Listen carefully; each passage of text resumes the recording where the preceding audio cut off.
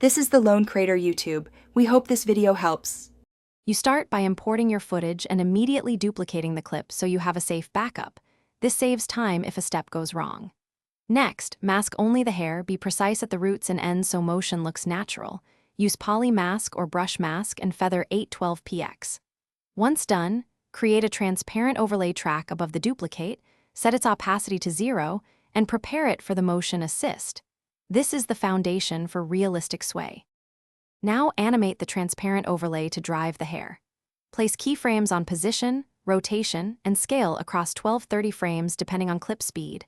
Small 1-3px shifts and tiny rotations mimic airflow, not a gust. Make sure you apply ease in and ease out to every keyframe so movement ramps naturally. Harsh linear motion reads fake.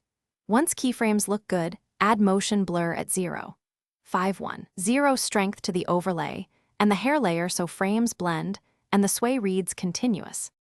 To finish, composite the animated hair mask back over the original clip and adjust blend mode to screen or lighten only if it helps, otherwise keep normal. Match color and lighting by nudging opacity, feather, and slight color correction. Small 1-3% changes make a huge difference.